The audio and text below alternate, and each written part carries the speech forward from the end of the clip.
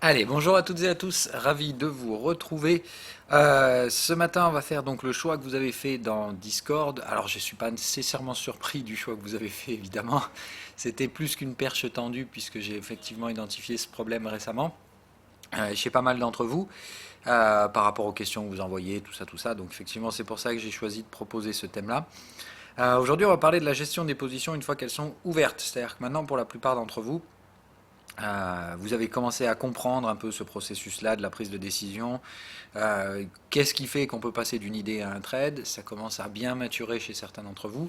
Reste encore le petit problème encore de la gestion en position, c'est-à-dire comment on ajuste son stop loss, tout ça, tout ça. Alors je vous ai quand même donné à la base, donc dans le PDF, un schéma décisionnel qui est là pour vous assister. Encore une fois, l'objectif de la stratégie, c'est surtout que vous preniez plus une seule décision, un peu au jugé, ou quoi que ce soit. C'est-à-dire que ça doit toujours être basé sur des éléments concrets, rationnels. Derrière, après, il ne tient qu'à vous de respecter ou ne pas respecter ces règles. Après, ces règles, elles sont là, elles sont établies, elles fonctionnent. Moi, je les utilise. Vous les utilisez, oui ou non. Mais voilà, au moins, je vous fournis un cadre pour éviter de dire, bah voilà, bah là, je pense que ça va faire ça et donc je fais ça. Voilà, ça, c'est ce qu'il faut absolument éviter. Donc, ces règles, elles sont évidemment celles que je vous avais mis là. Donc, là, le schéma décisionnel PDF, celui-là, vous devez l'avoir et le connaître à peu près par cœur. Et le principe est donc de bien comprendre qu'une fois que le trade est ouvert, c'est toujours d'un point de vue binaire. Donc ce qu'on va faire à la limite, c'est que je vais charger le PDF. Euh, voilà. Donc c'est vraiment de cette chose-là dont je parle et il est vraiment important ça que vous travaillez à mort dessus. Quand je vous dis de l'imprimer pour tout ça, c'est parce que c'est vraiment votre meilleur ami quand vous apprenez la stratégie et c'est vraiment la chose qu'il faut absolument comprendre, connaître par cœur. Alors il n'y a pas tant de choses que ça en fait. Ça paraît chiant et compliqué, voilà, mais en réalité non, ça ne l'est pas. Et il faut bien retenir ce truc, tout comme certaines choses que vous appreniez à l'école, il fallait les apprendre bêtement par cœur. Là, c'est à peu près la même chose. Alors, je ne vous demande pas de connaître nécessairement tout ça, mais au moins de connaître la résultante ici de ce que vous devez faire par rapport au profil que vous avez actuellement. Si vous êtes modéré, vous devez connaître ça, vous savoir. C'est un schéma décisionnel. Vous dire, dès que j'arrive en validation dans un range, pouf, je fais ça. Je sais que je prends 25%. Voilà. Après, ce sont des règles que je vous donne. Vous pouvez évidemment les custom. Il faut que ça reste à peu près dans l'idée. D'accord. Le principe est donc de dire, en fonction de vos profils de risque, vous sécurisez vos trades plus ou moins rapidement. La gestion du risque en position, c'est toujours de dire, ok, donc là, les conditions d'entrée dans un range, je vais rentrer sur la borne du range, d'accord. Et à partir du moment où je suis rentré, il peut se passer deux choses, validation ou invalidation. D'accord. C'est-à-dire qu'une fois que le trade est pris, la gestion du risque en position, elle se limite à ça, validation ou invalidation. C'est-à-dire que soit le marché va aller chercher le canal de tendance opposé, vous vendez, il vient chercher le support du canal de tendance, ça montre que les marchés réagissent. Ça ne veut pas dire que vous avez raison, ça veut juste dire, ok, déjà, vous n'êtes pas trop planté sur la zone spéculative. Ici, vous faites quoi? Vous gérez le risque. Vous avez eu raison, vous devez plus trop avoir tort. Voilà. Donc là, ça dépend des profils, d'accord. Les très agressifs vont maximiser le gain, c'est-à-dire on ne fait pas de prise de profit, on a raison, on va tout faire pour pousser jusqu'à la réalisation totale du scénario. Ceux qui sont un peu plus modérés, vous payez vos stops. Voilà. C'est aussi simple que ça. C'est-à-dire que vous payez le stop, vous le réduisez, et puis après, si ça poursuit derrière, vous êtes bien. Si ça poursuit pas, vous l'avez dans le baba. Une fois que la validation elle est atteinte, qu'est-ce qui se passe selon vous? C'est la même chose mais au cran inférieur, c'est-à-dire qu'après c'est confirmation ou invalidation. C'est-à-dire soit le marché revient chercher vos zones d'invalidation, soit le marché va confirmer et cette fois il ira déborder 50% du canal de contexte avec une bougie clôturée. Ok? Donc, il faut bien comprendre le truc. C'est que c'est toujours comme ça que ça fonctionne. Le trade, c'est on le prend validation ou invalidation. Une fois qu'on atteint la validation, c'est confirmation ou invalidation. Une fois qu'on atteint la confirmation, c'est limite ou invalidation. Alors l'invalidation, après, c'est plutôt de dire, une fois que vous avez payé votre stop loss, l'invalidation, c'est le stop loss. Hein, voilà. Quand je vous dis accélérer à travers le canal de tendance avec des clôtures, c'est plutôt entre validation et invalidation. Qu'est-ce que ça donne d'un point de vue technique? Ça donne ça. On va dire, voilà, tiens, admettons, on considère BTC comme un range. Bon, pour moi, c'est pas un range, encore une fois, mais bon, il y en a qui y croient. Hein, donc, on va les laisser croire. Donc, le principe est de dire, si ça, c'est un range, bon, ce qui ne colle absolument pas au profil, ou alors un range ultra bear,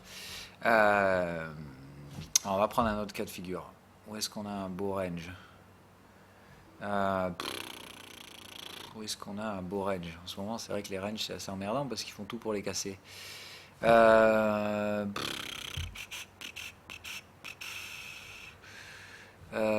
je réfléchis. Oui, on remarque S&P en daily. On peut considérer ça comme un beau range. Quoique non, puisqu'ils s'en foutent les ricains. Allez, tiens, en daily, mais là, voilà, d'accord, dans cette phase-là, où là, on oscillait bien, donc contexte à contexte, sauf donc l'accident, hein, on va appeler ça comme ça, puisque apparemment c'est ce que le marché tend à nous envoyer comme message. Donc ici, c'était totalement logique de baisser, hein, mais bon, c'était un accident.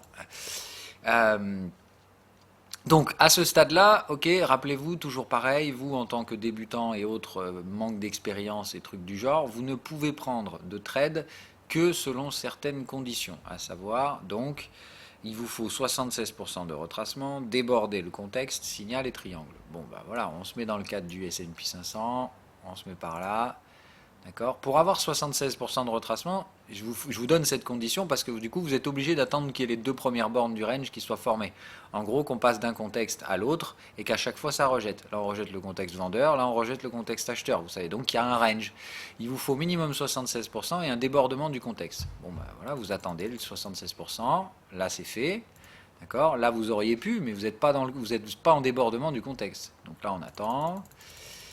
Ok, là on déborde le contexte, on a débordé les 76%, il nous manque le signal et le triangle.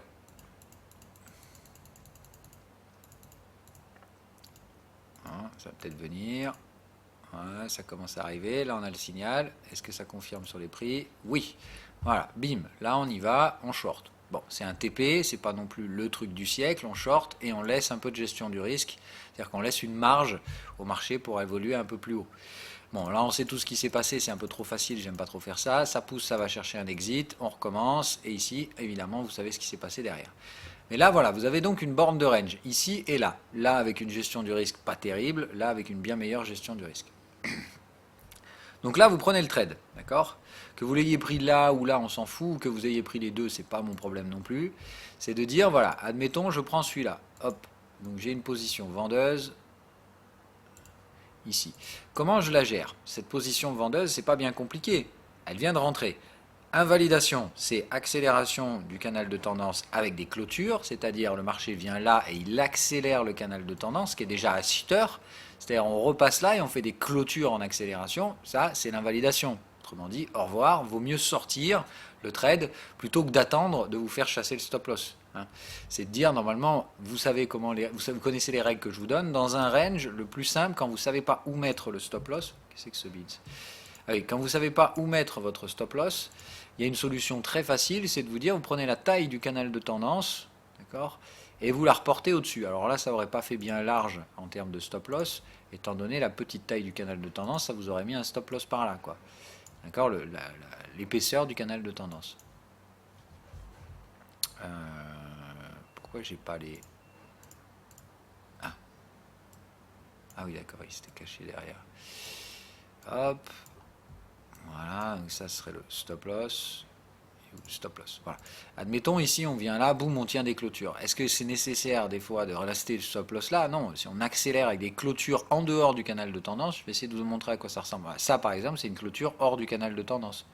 La suivante réintègre immédiatement, d'accord, mais ça, c'est une clôture hors du canal de tendance. Je vais vous en mettre d'autres pour vous montrer bien le truc.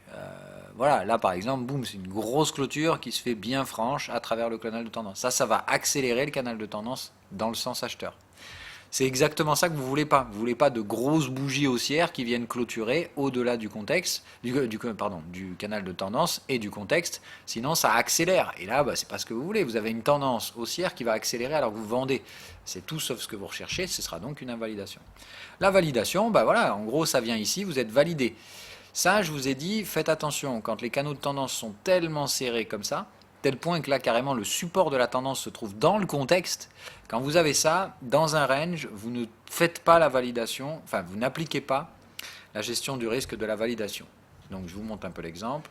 Ça veut dire, ici, en fait, tout simplement, si vous commencez à prendre des profits directement là, faut vous rappeler quand même que dans un range, vous prenez un risque. Hein, c'est de dire, le risque est quand même considérable, les objectifs sont lointains, vous n'allez pas sécuriser ici, alors qu'on n'a même pas fait 23% de retracement. Donc ce serait de dire, moi sur un marché comme ça, voilà, ici on atteint théoriquement la validation, vous êtes carrément sur votre prix d'entrée, vous vous rendez compte, enfin il n'y a rien, vous avez gagné même pas 20 points sur la S&P 500, c'est compliqué quoi. Il n'y a même pas de quoi justifier la taille du stop.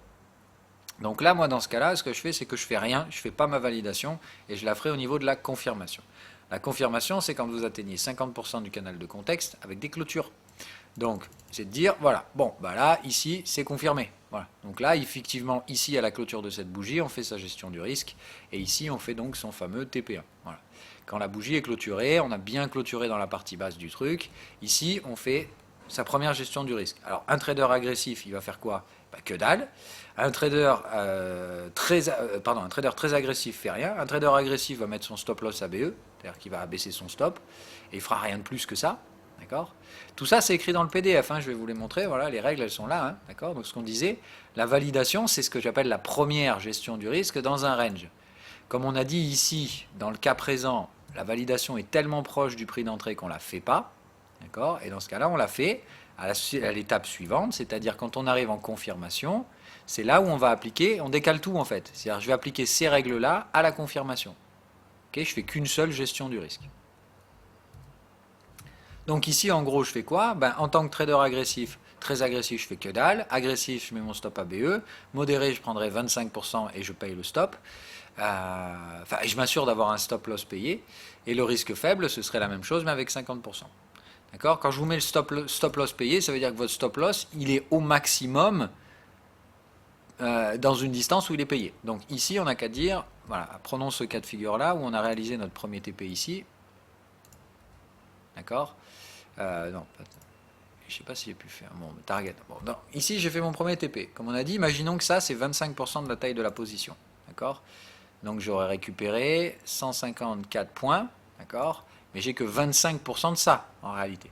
D'accord? Donc là, ce serait de dire, entre guillemets, je vais récupérer à peu près 30-33 points de stop loss. Donc je peux mettre mon stop à 33 points du prix d'entrée et il est payé. Ok? Est-ce que vous comprenez le principe? C'est de dire là, mon stop, je peux le mettre là, au maximum, et il est payé. Mais je peux le mettre là en dessous, hein, je peux le mettre à break-even. Dans ce cas-là, c'est 33 points, ils sont dans la poche, quoi qu'il arrive. Voilà. Okay, pour celui qui fait 50%, lui, évidemment, il peut mettre son stop beaucoup plus loin. Lui, il pourrait financer son stop jusqu'à 2993, soit le laisser là-haut, soit, comme je vous dis, le mettre à break-even. Moi, dans un cas pareil, ici, vous foutez à break-even et on ne cherche pas à comprendre. Vous avez des grosses bougies de décrochage, il ne faut pas chercher à faire le mariole. Okay, l'objectif numéro 2 dans un range, c'est toujours le même, c'est la limite. C'est-à-dire que quand vous êtes sur les troisièmes bornes d'un range, vous ne cherchez pas à avoir plus loin. Ici, vous avez ce qu'on appelle une target max, c'est-à-dire que ici, vous récupérez vos gains et vous ne cherchez pas à compliquer la musique. Voilà, bon bah là, ça tergiverse un peu, vous êtes TP, basta, on n'en parle plus. Ok? C'était pas compliqué. Donc là, la gestion du trade en range, c'est la plus simple à faire, tout simplement parce qu'ici, il y a très peu de règles et qu'elles sont très facilement maîtrisables. Ok? Donc là, par exemple, vous aviez un beau trade de range qui vient se faire sécuriser là, ok, un TP partiel, et qui prend son TP total ici. Bon, c'est pas dégueulasse comme trade, et il n'y avait pas non plus de magie là-dedans. Maintenant, on va prendre l'exemple des tendances, puisque c'est là, évidemment, vous avez mal. Mais évidemment, je voulais recommencer par les ranges. D'accord. Le range tendanciel, que je rappelle, c'est donc tradez pas ça si vous n'avez pas au moins le statut vert et un petit, on va dire un an d'expérience, mais c'est peut-être un peu large, mais il faut bien maîtriser la stratégie. C'est la même chose, d'accord? Les conditions sont plus ou moins les mêmes. La seule chose qui change, c'est que là, au lieu de mettre un TP à 76%, si vous pensez que votre range est baissier, vous récupérez les profits sous le contexte en cassure du plus bas précédent. D'accord? Donc là, évidemment, la target sera un petit peu plus... vous aurez plus d'objectifs à viser dans ce truc-là, dans ces types de contextes-là. Il y a une limite à tout aussi, hein. Là aussi, il faut que vous ayez une zone où vous dites, ok, bon, ben, on est dans un range baissier, dès qu'on casse la borne ici, ben, et voilà, je identifie les supports suivants et je récupérerai, quoi qu'il arrive, dans ce cas-là, mes gains là-dessus. Mais il faut toujours limiter un trade dans un range, sinon il y a un problème. Si vous n'avez pas un objectif, c'est que vous avez mal fait le travail. Dans la tendance, c'est plus compliqué parce que là, il y a des étapes. Mais dans la tendance, c'est surtout ce qu'on appelle une gestion du risque linéaire, c'est-à-dire que comme il y a un effet tendanciel, vous allez devoir suivre la tendance. C'est-à-dire que là, vous n'êtes pas juste là pour aller du point A au point B. Le problème, c'est que là, vous n'avez pas d'objectif sur la tendance. D'accord? C'est ça la différence entre un range et une tendance. Dans le range, vous savez où vous allez, vous avez des objectifs clairs et soit ils sont atteints, soit ils ne sont pas atteints, soit le marché s'arrête au moment de la gestion du risque.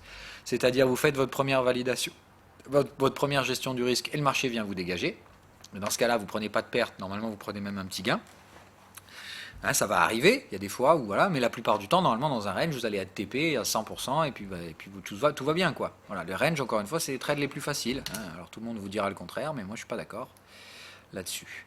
La tendance, alors là, c'est plus emmerdant. Bon, le S&P 500, autant je prends une tendance franchement easy. Hop, alors on va prendre la tendance hebdo, voilà, comme ça, elle est bien belle celle-là.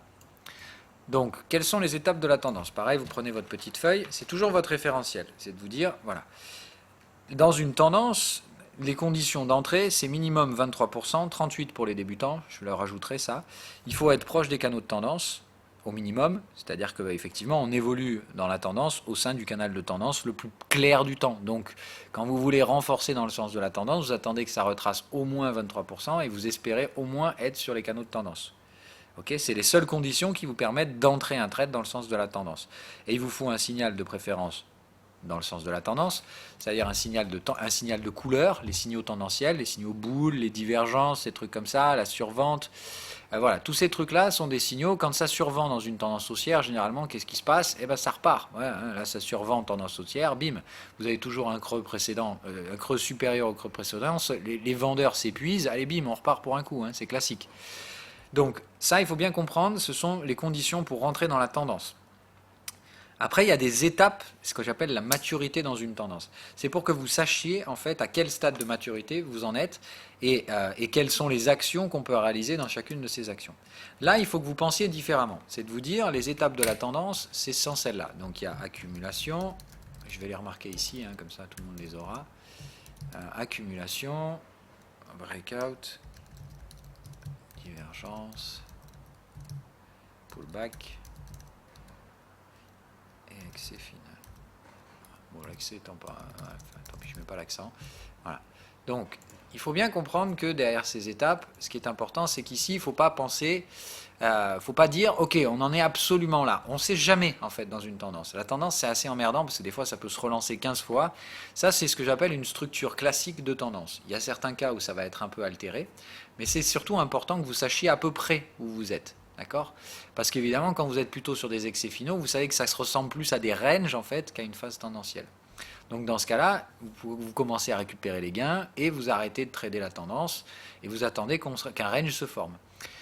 L'accumulation, vous connaissez, c'est quand on a une tendance, il y a un range mature, c'est-à-dire qu'à bien taper les bornes de contexte et qui commence à se polariser. C'est-à-dire qu'au lieu d'avoir un déséquilibre permanent dans le range, ça va au nord, au sud, d'avoir un équilibre. Ça tape le nord, ça tape le sud, ça tape le contexte résistant, puis support, et ainsi de suite.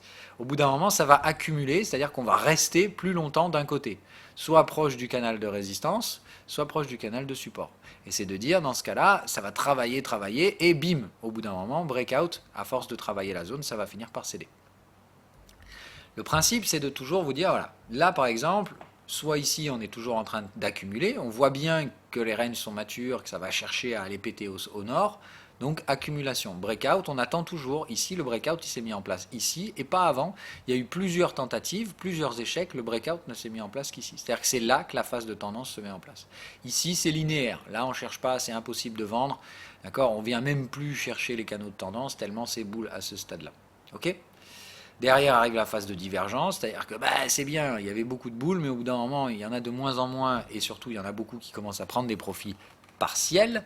Donc ça cause des pullbacks et derrière on se fait un excès final, c'est-à-dire normalement la phase où tout le monde a vu la tendance, tout le monde essaie de la jouer encore une fois trend is your friend, sauf que cette fois la tendance elle va s'épuiser et se renverser, en tout cas elle va se neutraliser. Donc raison pour laquelle ici, encore une fois à Wall Street, il faut plutôt commencer à chercher des ventes plutôt qu'autre chose, on est vraiment dans de l'excès final. Mais attention, il y a toujours, pareil, les marchés excessifs. C'est-à-dire que derrière, si la tendance ici, elle part en sucette et en sucette parabolique, voilà, ça arrive. C'est ce qu'on appelle un excès. C'est-à-dire qu'au lieu de purger la tendance, c'est-à-dire d'aller chercher la fin de la tendance, on se dit, ah ouais, non, c'est boule. Voilà, et ça monte et ça part en couille. Je maintiens encore une fois, hein, il n'y a pas d'incompatibilité technique à une grosse bubule dégueulasse à Wall Street. Le seul truc, c'est que celle-là, elle va faire mal si on se la tape parce qu'on a déjà une bulle de crédit derrière. Donc bref, on ne sait pas trop, okay, hein, c'est un peu le principe de dire Wall Street veut sa bubule et tout ça. Mais ce qui est important, c'est comment vous gérez le risque là-dedans. Donc, si vous aviez pris cette tendance-là, bah, normalement, vous aviez cherché vos supports ici, vos différentes zones. Là, vous auriez probablement pris le trade. Signal de range, une belle divergence. Hein, là, c'est plutôt propre. Là, c'est de dire, bon, ici, vous aviez effectivement de la survente, de l'overload. Mais c'est surtout bien divergent sur ce creux. Donc là, il y a un beau signal d'achat, débordement des contextes. Voilà, bon, c'est un peu dégueulasse parce que les contextes sont complètement arrachés. Mais bon, récession, c'est comme ça, hein, ça va toujours un peu vite. Donc c'est de dire, de toute façon, dans un marché action, la tendance baissière, elle reste jamais bien longtemps. Hein, c'est-à-dire on consolide 2-3 ans, mais en général, on n'arrive pas à passer plus longtemps que ça en marché baissier. Donc là, déjà 2 ans et demi de marché baissier, on a des signaux de range. Bon, évidemment, moi, j'hésite pas trop à payer sur un truc comme ça. Derrière, on fait quoi? Ben, on est toujours à quel stade? On est potentiellement en phase, enfin, on est en fin de range mature, on attend l'accumulation. Donc c'est de dire ici, bah, qu'est-ce qu'on fait? On se met en contexte de marché. Ok. L'accumulation, quelles sont les règles? D'accord? C'est rejet des prix par le canal de tendance, retour au contexte. C'est-à-dire, la première chose, c'est qu'il faut faire donc ce fameux schéma que je vous apprends, contexte, tendance, contexte. Ok. Donc là, on se dit, ok, première chose, c'est qu'on fait contexte. Donc la prochaine étape ici, c'est de revenir tester le canal de tendance. Donc tant qu'on ne revient pas tester le canal de tendance, il n'y a rien. Donc on attend. Pour l'instant, on ne peut toujours même pas spéculer sur une accumulation. On peut juste dire, ok, le range est mature.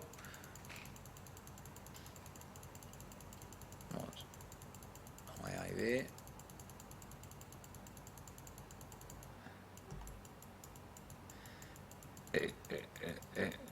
Allez, il faudrait aller plus vite que ça.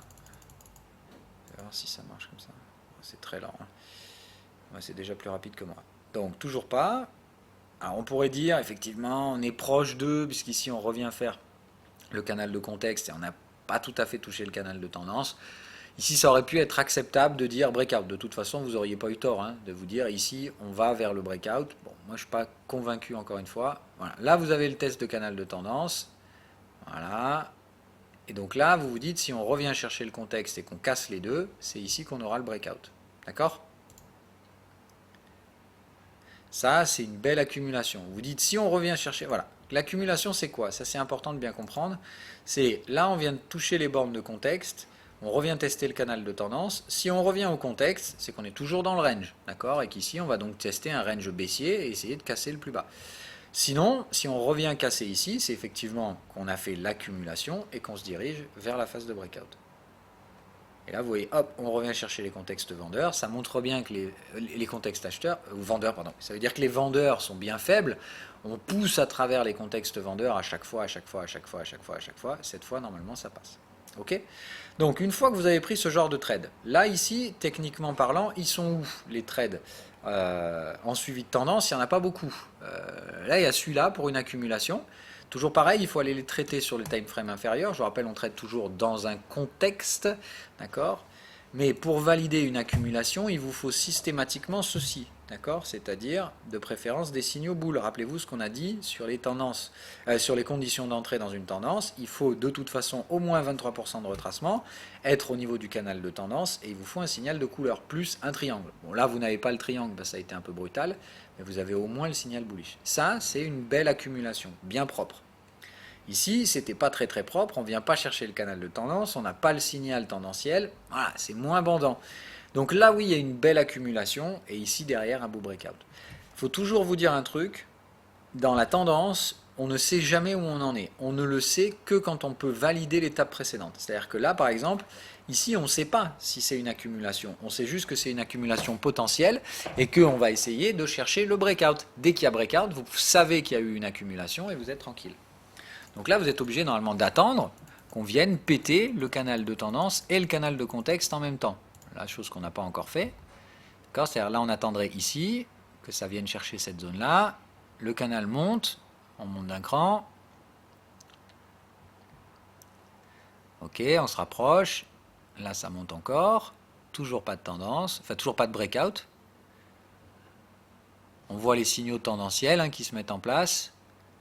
Toujours pas, et bim, voilà, là c'est parti. Là vous avez votre breakout, et là effectivement ici c'est complètement con de rester vendeur, il n'y a plus aucun espoir en étant que vendeur. On casse bien des lignes de tendance, ça accélère, bref, vous avez le classique.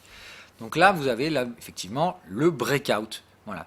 Et on casse l'accumulation, vous avez tout ce qu'il vous faut, voilà, vous avez la totale. Ici, vous savez donc que ça, c'était bien une accumulation. Vous avez spéculé d'abord sur cette accumulation, elle se produit, et après, le breakout. Une fois que vous avez le breakout, c'est normalement la phase la plus visible d'une tendance, ça accélère, tout le monde vous dit que c'est haussier, blablabla, tout le monde est d'accord en fait. Le breakout, c'est le moment assez rare du marché où il y a un consensus clair et net en accord avec les prix. Tout le monde est haussier, les prix montent. Voilà, c'est aussi simple que ça. Ça dure jamais bien longtemps non plus un breakout, c'est la phase la plus courte normalement dans la tendance, mais après, divergence, c'est-à-dire, bon bah là ça a été très long parce qu'effectivement, bon, on a quand même eu pas mal de soutien monétaire à ce moment-là, mais donc voilà, une grosse phase de tendance, donc 2 ans et quelques de tendance. Mais encore une fois, 2 ans de tendance sur un cycle de 10 ans. Donc vous vous rendez compte que c'est pas non plus waouh, to the moon, c'est génial, la tendance c'est tout le temps. Non, la tendance effectivement c'est assez rare. Et ici on a eu affaire à une tendance relativement longue grâce au soutien monétaire et au QE. Donc, bref, le breakout, l'étape suivante, vous vous dites ok, donc là je sais que j'ai fait mon breakout, normalement je dois trouver des divergences, c'est-à-dire penser comme ça. Vous vous dites l'accumulation c'est un schéma potentiel. Le breakout c'est normalement assez visible et assez difficile de se planter. Au pire, vous le ratez, c'est pas grave. La divergence, c'est l'étape qui vient normalement ensuite, mais elle est souvent potentielle, c'est-à-dire que la divergence, tant qu'il n'y a pas le pullback, vous ne pouvez pas savoir qu'elle est là. D'accord? Certains vont vous dire, par exemple, là c'est divergent. Voilà. Oui, c'est divergent, mais il n'y a pas de signaux pour gérer votre risque. Donc ici, on fait rien, on fait rien. Là, TP, allez, on commence à se dire, ok, là, il faut commencer à se diriger doucement vers les portes de sortie. Doucement, hein, voilà. C'est-à-dire ici, on commence à encaisser ses profits. Là, ça diverge carrément. Là, ça squeeze. Là, c'est de dire, quand vous en êtes là, bon, c'est plutôt, il faut se faire la, enfin, pas il faut se faire la malle, mais en tout cas, il faut clairement avoir encaissé ses profits. Le pullback se met en place. Là, on peut dire, ok, c'était bien là la phase de divergence qui s'est mise en place avant le déclenchement des pullbacks. Ok? Les pullbacks, vous connaissez les conditions, même chose. Donc, en fait, ici, il faut bien comprendre que dans une tendance, ici, vos trades correspondent à chacune des conditions. Je vais maintenant vous mettre en place tous les trades que vous auriez pu prendre dans ce schéma-là. Il y en avait un ici, donc on a dit c'était notre trade acheteur, d'accord? Ici, on l'aurait probablement même pris là d'ailleurs, pour être honnête, plus que autre chose. Je pense sur cette bougie-là, parce que là, on arrache complètement les tendances, enfin le canal de tendance. Mais ça, encore une fois, ce trade-là, le trade d'accumulation, vous le prenez toujours sur le time frame inférieur. C'est-à-dire là, l'accumulation hebdomadaire, c'était un trade à prendre en daily, ici, dans les contextes daily. Okay? Donc très probablement, c'est là que vous auriez votre achat. Ok, donc toujours pareil, il se fait dans un contexte daily, donc là probablement que son stop aura été par là, ou un truc comme ça. Ok, celui-là se gère en daily, c'est-à-dire que là, normalement, ici, vous le sécurisez, et ainsi de suite. Ok, mais c'est de dire, comme vous avez vu la structure d'accumulation, vous allez garder une partie de ce trade en hebdo. Ou alors, vous le gérez en hebdo, c'est comme vous voulez, moi, j'ai plusieurs fonctions. Toujours pareil, plusieurs niveaux d'agressivité. Admettons que vous avez pris ce trade. Alors attendez, je vais regarder la date. Je ne sais pas si on va pouvoir remonter. Oui, si, on va avoir de la donnée daily. Donc c'était octobre 2011.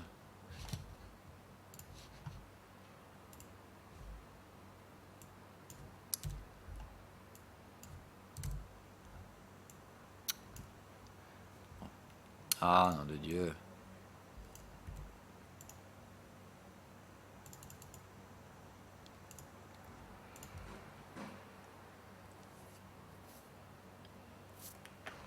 Ok. Alors, on va remettre le replay. Bon, vous voyez que j'ai pas menti, hein. Ok. D'accord. On vient bien chercher le débordement du contexte daily. On a bien ici un beau signal. Ici, vous auriez même presque pu viser un peu plus bas, hein, mais bon, ici, ça tient le coup, ça paye. On y va. C'est parti. Le triangle est arrivé derrière. Payez là. Ok. Le stop, c'est la taille du canal de tendance. Donc là, votre stop, il aurait fait à peu près ça. D'accord? Ça fait ça en stop loss. Ici, vous arrivez comme d'hab en validation ici. Donc soit vous faites une gestion du risque, soit encore une fois, là on est quand même très proche du prix d'entrée. Moi, je ne ferai pas de gestion du risque sur un truc comme ça. Mais je la ferai au canal de contexte. C'est-à-dire, on va y aller. Non. Oui, c'est très long, hein. Alors là, encore une fois, si vous n'êtes pas foutu d'attendre en trading, vous êtes mal barré, quoi. Voilà, allez, ouf, gestion du risque. Waouh. Donc ici, on fait sa gestion du risque. Qu'est-ce qu'on a à faire quand on a pris un trade d'accumulation? Alors, l'accumulation, c'est des renforts, oui, effectivement. Mais c'est plutôt, je vous mets la taille de position. Dans ce que je vous ai mis dans le PDF, je vais aller vous montrer. Voilà. Quand je vous mets ça, attente, renfort, renfort, renfort, ça veut dire qu'en fait, à ce stade-là, vous prenez, alors là, le renfort, c'est plutôt une taille de position. C'est-à-dire là, vous allez prendre directement une taille de position standard si vous êtes très agressif. Sinon, vous prenez des petites positions si vous êtes moins agressif. Parce que là, le but, c'est simplement de dire, ok, on commence doucement, doucement, doucement, à se mettre en place dans le sens d'une éventuelle tendance. Donc là, c'est de dire, moi je vais prendre un lot plein direct, je ne vais pas chercher à compliquer la tâche, vous prenez des positions encore spéculatives ici, vous réinvestissez doucement vos gains que vous avez fait dans le range précédent. Ok, là on gère son risque, donc soit vous faites un TP, soit vous... Voilà, moi en général ici je fais que dalle, c'est-à-dire qu'arrivé ici, moi je garde tous mes gains. Dans une tendance, normalement on ne vient pas vous chasser s'il y a bien une tendance. Là moi ici je me mets à break-even et je me dis super, j'ai de nouveau de l'argent à réinvestir. C'est comme ça que moi je gère en fait les tendances. Et il faut que vous compreniez ça, c'est important. Quand on gère ses positions en tendance, on essaie de construire son risque dans la tendance. Donc imaginez-vous le truc, vous vous dites ok, il y a eu un range ici, blablabli, blablabla. Bref, normalement ici vous avez récupéré, on va dire à l'équivalent de ça, quoi. C'est-à-dire cet équivalent-là en gain. Ok, vous vous dites du coup j'ai, merde, je vais y arriver, j'ai donc à peu près 300 points de gain, ok, que je vais donc réinvestir ici. Donc c'est de dire, là le stop loss il me coûtait combien, on a dit 130. Donc ici je pouvais mettre une position assez importante puisque j'avais 300 points dans la caisse pour payer 150 points de stop. Donc là c'était bien. Ici, comme j'ai mon stop ABE, j'ai de nouveau 300 points à réinvestir. Donc ce qui est cool, c'est que là, évidemment, si je veux, je vais soit les mettre sur le breakout, soit sur n'importe quoi. Mais j'ai de l'argent disponible pour la prochaine étape de validation. Ici, effectivement, théoriquement, mon breakout. Ok, mon trade a été ici géré en daily, je pouvais très bien le gérer en hebdo. Ok, mais il faut bien comprendre que là, on est bien sur des trades d'accumulation. Je vais vous remettre ça. Donc, on était bien ici. En gros, c'est là qu'on a réussi à sécuriser. C'est là qu'on a réussi à sécuriser notre trade. Ici, on est donc stop à break-even. Ce qui fait que ici, tout simplement, vous attendez gentiment votre breakout. Vous voyez, c'est très long. Mais vous avez eu votre premier trade en tendance ici, qui est stop à break-even. Alors, je vais les décaler comme ça, voilà. Donc, c'est à ce moment-là qu'on a pu décaler le stop à break-even, ici. OK. Ensuite, qu'est-ce qui va? Il y a le trade en breakout. C'est-à-dire, c'est là. Là, vous pouvez prendre le trade en breakout. Okay. Et à ce stade-là, comme vous avez deux positions, il ne faut toujours pas que vous risquiez plus de 300 points. D'accord? Là, vous avez donc un prix de revient moyen ici. Si vous avez pris des tailles de position équivalentes, hein, bien sûr. Alors, je sais, c'est un peu complexe. Moi, ça me paraît easy, mais je sais que ça n'est pas forcément pour vous. D'accord? C'est de dire à ce stade-là, soit vous mettez le stop là, d'accord? Et en gros, vous avez deux positions de taille équivalente avec un stop loss sous le niveau de breakout. Et là, heureusement que vous avez pris votre trade là, ça vous permet d'avoir un stop très loin des prix de breakout. C'est ça l'intérêt, encore une fois, de la spéculation.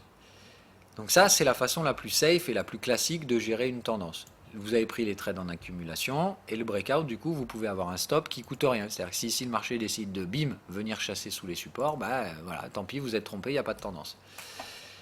Mais au moins, ça ne vous coûte rien.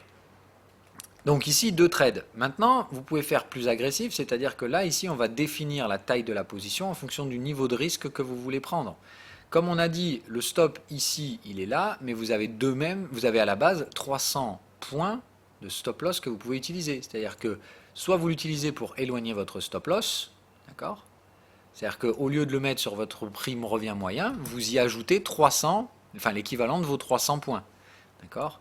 Réparti entre deux positions, donc ici ça ferait 150. Ok, putain, je vais y arriver. Vous direz, voilà, théoriquement, je peux donc me permettre d'abaisser mon stop ici et de réinvestir mes 300 points de gain de range. Soit, ce que vous faites, c'est qu'ici vous prenez une position bien plus grosse, d'accord, comprenez ça, au niveau du breakout. Moi, étant très agressif, généralement, je prends une position qui fait 2 fois la taille de la position initiale. C'est-à-dire que moi, ce que je fais en général, c'est que comme mon stop, il pourrait être financé là, je vais le mettre là. Mais par contre, cette position-là, elle va faire 2 fois plus de taille que celle-là. Ce qui fait que mon prix de revient moyen, il est là en réalité. Et j'y ajoute mes 300 points de stop loss. Ok? C'est comme ça, moi, que je gère. Donc bref, ça, c'est pour vous faire comprendre comment on construit dans la tendance. En sachant qu'ici, on avait une tendance en daily, en hebdo, et donc on pouvait construire plusieurs tendances. Par exemple, il y avait un pullback ici qu'on pouvait prendre. Là, on fait que la tendance hebdo. Donc, après, ces divergences, bah, qu'est-ce qu'on fait? On sait que nos TP, c'est la phase de divergence. Donc, on attend au moins d'avoir des signaux. Premier TP, dans une tendance, on s'en fout. En général, c'est pas celui-là qu'on prend. Vous voyez que le marché surachète toujours. C'est un signe de tendance évident. Moi, je vous donne une astuce sur le RSI. Le mieux, c'est de vous dire, tant qu'on n'arrive pas à faire un RSI plus bas que le précédent, c'est que la tendance, généralement, nos sous-sailles, quoi. Allez, là, à la limite, on se dirait, ok, ça commence à montrer des signaux légers de fatigue. Ici, on pourrait se dire, d'accord, bon, TP, donc c'est pas non plus le signal du siècle. Voilà, bon, ben on fait rien. Ici, pas de signaux. Là, divergence sur un canal de tendance. Bon, vous dites, c'est bon, c'est reparti pour un cours. Donc ici, très probablement, vous aviez un pullback en daily, d'accord? Un petit pullback, il y avait peut-être un achat daily à faire ici, on ne va pas le marquer là. Et derrière, là par contre, ça commence à être sévère, ça commence à bien diverger. L'overload ici, et on voit bien la divergence. Moi honnêtement, c'est ici que j'aurais décidé de déclencher mon TP1. C'est ici d'ailleurs que j'ai déclenché des TP à l'époque. Ou un peu plus... Non, moi j'avais déclenché par là, je crois. Je sais plus. Bon, bref, par là. Donc c'est de dire, ici, théoriquement, vous y allez, il y avait bien les targets et tout. Bon, vous voyez bien que le cluster technique se met là. Les prix bougent plus, mais rendez-vous compte du truc, ça a mis, mais je sais plus combien de mois, c'était insupportable de trader dans cette zone. Ça bougeait plus, on a l'impression que la bourse était morte.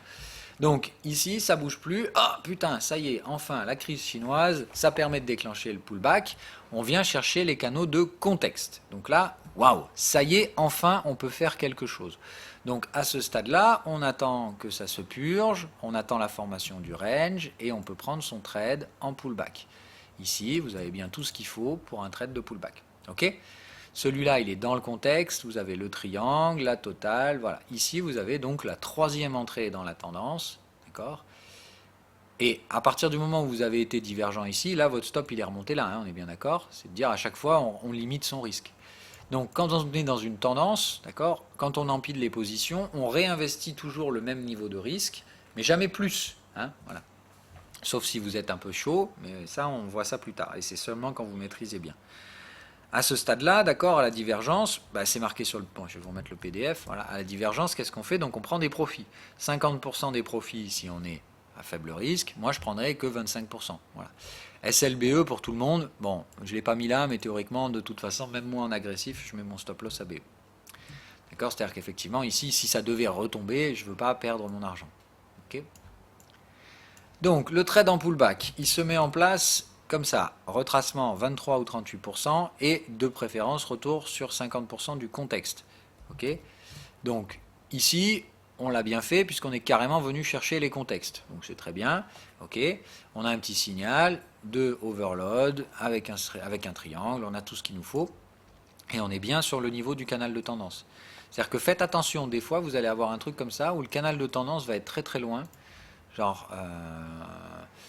vous allez avoir le canal de tendance qui est très très loin sous le contexte. Si vous aviez le canal de tendance ici, ça ne marche pas. Dans ce cas-là, vous ne prenez pas le trade ici. Toujours être au contact du canal de tendance sur tous les trades en tendance. C'est extrêmement important. D'accord ?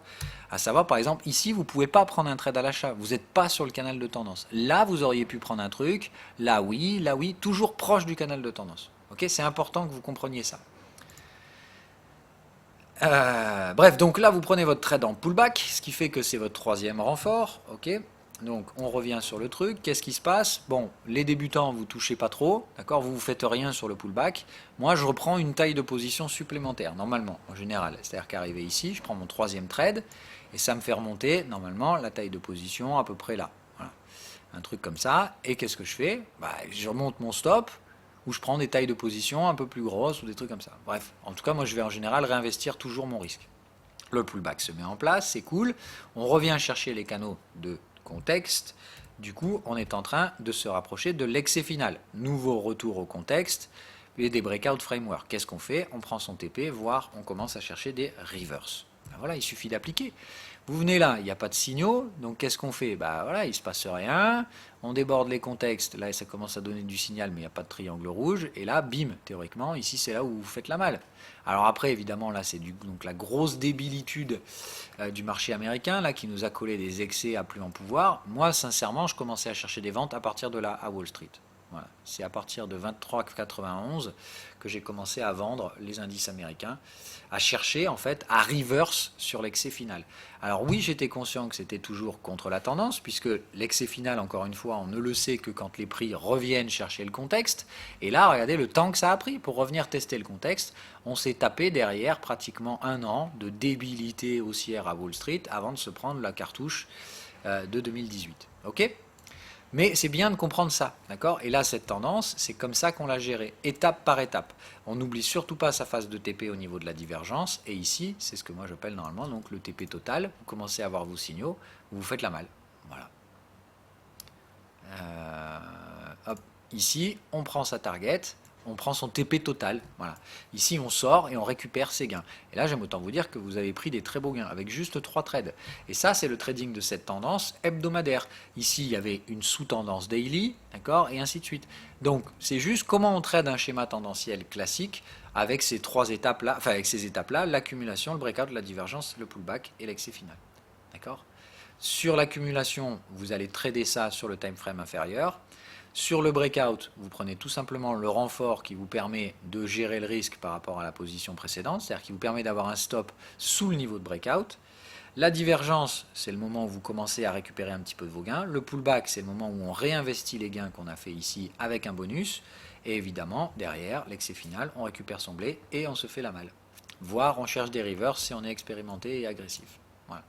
Alors évidemment, ici c'est le cas de figure où moi j'ai cherché les rivers, ça n'est pas passé. C'est-à-dire j'ai shorté là, j'ai reshorté là, c'est passé, j'ai shorté là, c'est passé, j'ai shorté là, ça passe pas. Et on va voir. Voilà. Mais quoi qu'il arrive, moi j'applique mes plans, pour moi on est en excès final. La seule chose qui peut déroger à cette règle, c'est si on est dans une bulle. Tout simplement, ici au lieu de s'arrêter, la tendance part en sucette. Et dans ce cas-là, j'ai dit ce sera une vilaine bulle spéculative et ce ne sera pas très joli. Voilà. Mais bon, bref, pour l'instant, on a affaire à une tendance un petit peu bizarre qui commence un peu à partir en quéquette. Mais encore une fois, il faut faire attention. Il y a les réalités et les rêves. J'ai rarement vu, en fait, une bulle boursière hebdomadaire se mettre en place avec une macro baissière. Voilà, hein. En 2001, il y avait bien une belle bulle spéculative, ça il n'y a pas de doute, hein, vous l'avez bien vu se mettre en place. Ici, les contextes font n'importe quoi. Par contre, à ce moment-là, alors effectivement, on payait très très cher les entreprises, c'était d'une débilité affligeante, mais cette entrée en phase de grosse bulle, là, à une grosse bulle, elle se faisait en place sur une macro qui n'était toujours pas dégradée. Là, quand même, on a une macro de dingue, on a divisé les croissances par deux. Là, les rapporteurs d'affaires commencent sérieusement à se calmer sur les commandes de biens. Donc, bref, c'est pas, voilà, c'est pas très excitant la suite. Donc, si on crée une bulle, bah, on crée une bulle. Hein. Rien n'est jamais impossible, mais moi, je spécule toujours pas là-dessus. Pour les trades de gestion en tendance, j'espère que j'ai répondu à vos questions. Il faut bien comprendre que je vous ai posé une autre question hier sur Twitter. J'ai fait une espèce de sondage. Tiens, je vais aller regarder les réponses d'ailleurs. Et ok. En fait, je vous demandais tout simplement sur quelle plateforme vous passez vos ordres. Parce que je réfléchis de plus en plus à essayer éventuellement de vous créer un robot de gestion du risque. C'est-à-dire que vous devrez toujours vous taper le sale boulot, c'est-à-dire le boulot qu'un robot n'est pas capable de faire à votre place, du moins pas pour l'instant, qui est donc d'identifier vos putains de contextes et de réaliser vos filtrages, c'est-à-dire de savoir quelles zones de prix sont intéressantes. À partir de là, normalement, j'aimerais faire un robot qui, vous lui dites, voilà, dans telle zone de prix, s'il y a un signal, blablabla, tu prends le trade avec tant de pourcentage de risque, et en fait, vous lui donnez les conditions, vous lui donnez votre gestion du risque, et lui, il va prendre le trade et le gérer. C'est-à-dire que lui, en gros, il va prendre le trade à la clôture des bougies, blablabla, gérer les risques à chaque fois qu'il y a les étapes donc de validation, et ainsi de suite. Il va faire le sale boulot pour vous.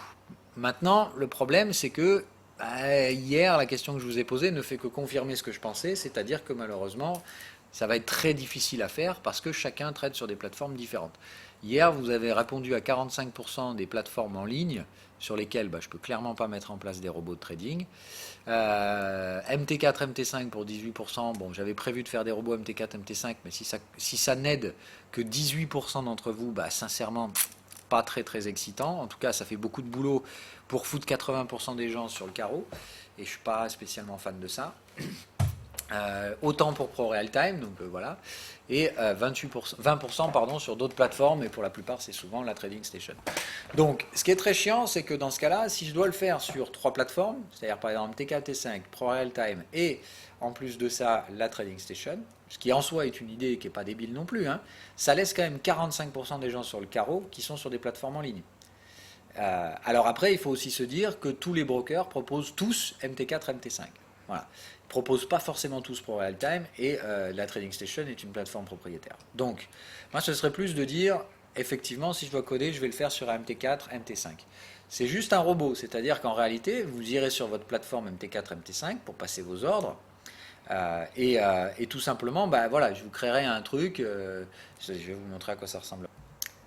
Voilà, dans l'idée, ce serait à peu près un truc comme ça, d'accord? Ce serait de dire en fait des petites boîtes comme ça, là, qu'on dessine un peu à l'arrache, euh, avec des informations. Alors là, ça n'a rien à voir avec ça, mais c'est à peu près ça. C'est-à-dire les règles de stratégie. Ce que je vous demanderais, c'est tout simplement de fournir les informations qu'un robot n'est pas capable de faire, ou en tout cas que vous êtes plus performant que lui, identifier les contextes. Voilà. Et identifier le sentiment global de marché, c'est-à-dire quel niveau de risque vous allez appliquer à ce trade.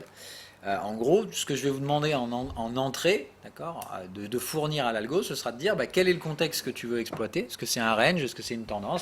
Quelle étape de la tendance tu veux, si c'est une étape?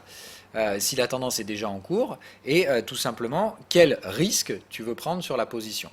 Voilà. Et lui, derrière, il gérera tout le reste. C'est-à-dire que toutes les règles, attendre 50% du canal de machin, de bidule, prendre TP 25% sur le canal de tendance, tout ça, il le fera pour vous.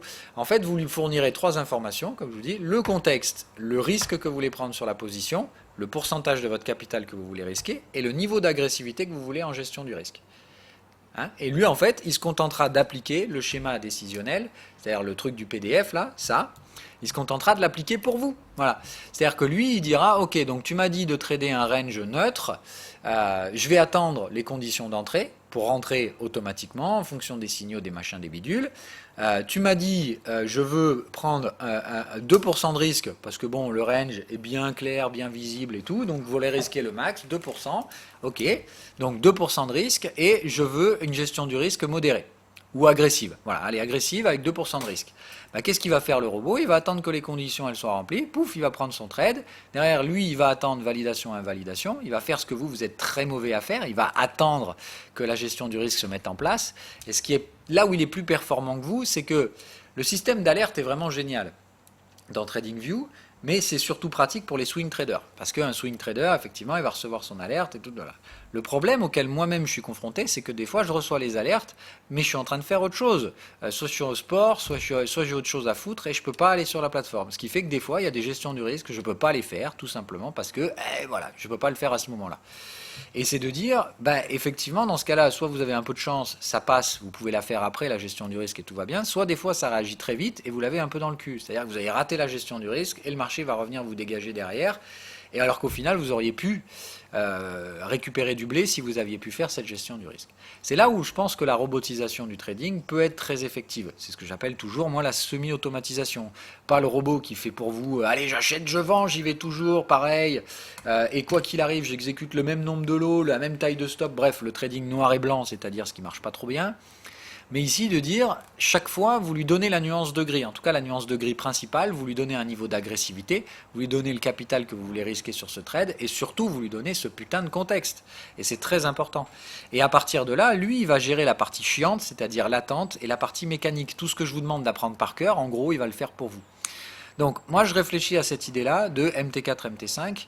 Donc, c'était une idée que j'ai déjà depuis un bon moment, hein, sérieusement, et il y a déjà une partie du travail qui avait été faite sur des anciennes versions des indicateurs.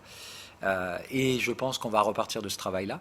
Je travaillais avec quelqu'un, et puis là, j'en ai discuté avec un ami qui est programmeur et qui va avoir beaucoup de temps libre prochainement. Donc, il se peut que je forme encore un ami de plus.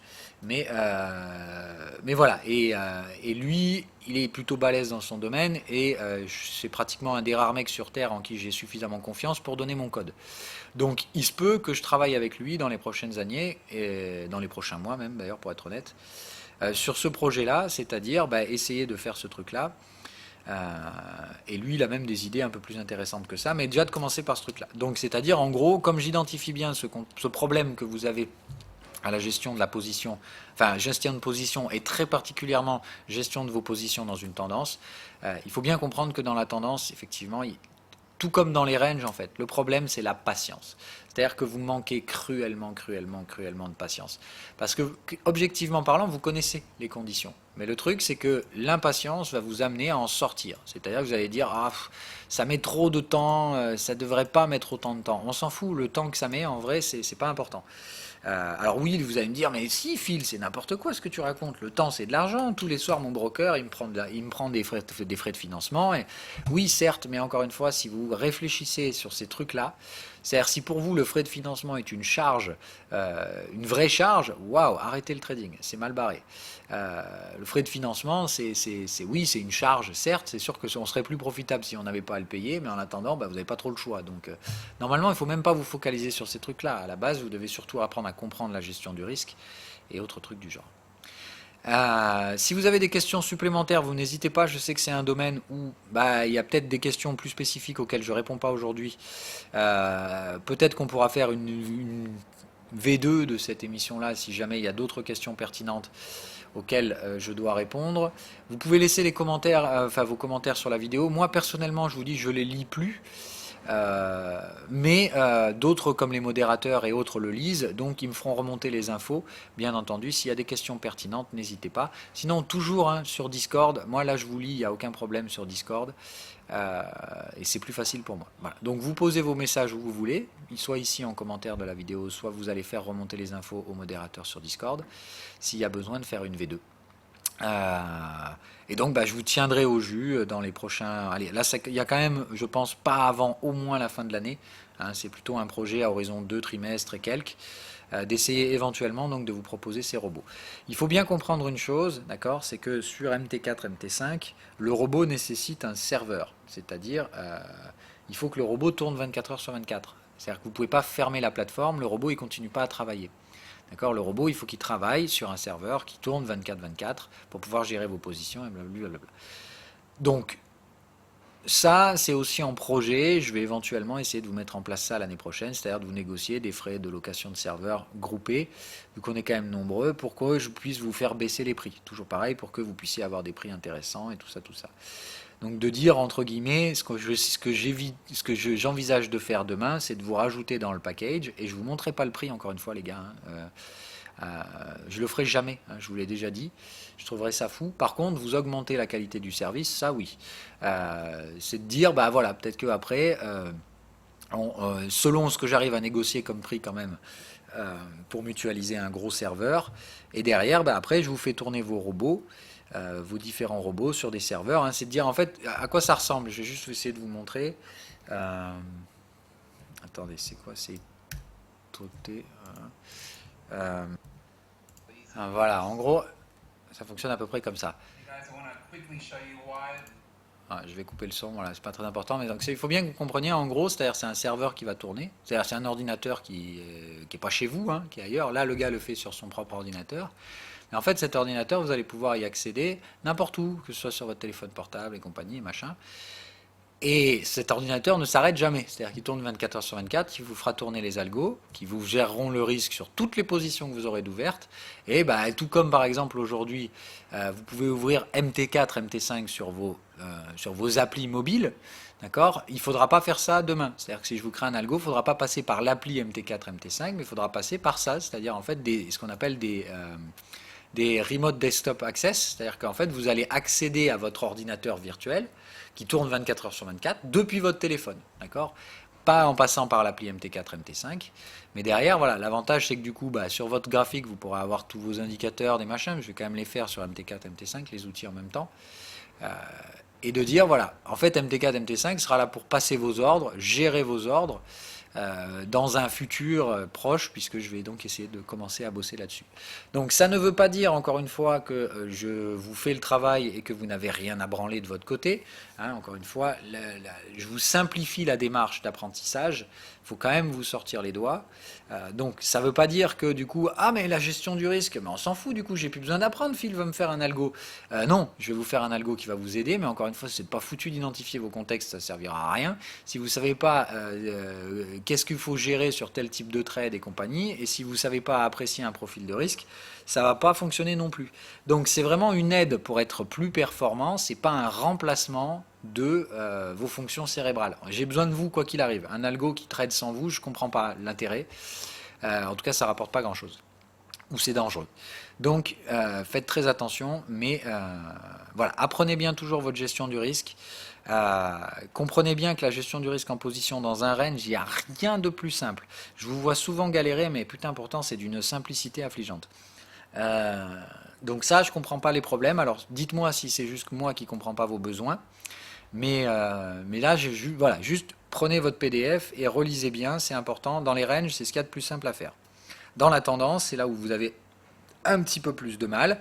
Il faut bien comprendre donc que l'accumulation sert à réinvestir les gains du range avec éventuellement un renfort, c'est-à-dire que c'est ce qu'il y a écrit sur le PDF, je vais vous le remettre là, voilà, pour que voilà, on voit. Hein, c'est de dire quand je vous mets renfort plus 25 plus 50, c'est de dire vous prenez le gain que vous avez mis dans le range avec un renfort de 25%. Là, un renfort de 50%. Moi, je renforce encore plus, c'est-à-dire que je réinvestis tous les gains du range avec du risque en plus. Moi, je prends toujours du risque à toutes les étapes. Par contre, il faut que vous compreniez qu'évidemment, derrière, quand une tendance se crée et que je la trade en entier, je prends une blinde. Hein, en sachant que moi, en plus de ça, je garde et je trade les ranges matures. C'est-à-dire que moi, dans le range, normalement, je prends 3-4 gains, allez, on va dire 3 gains dans le range, et en plus de ça, je réinvestis encore du risque derrière quand il faut rentrer en phase d'accumulation et ainsi de suite.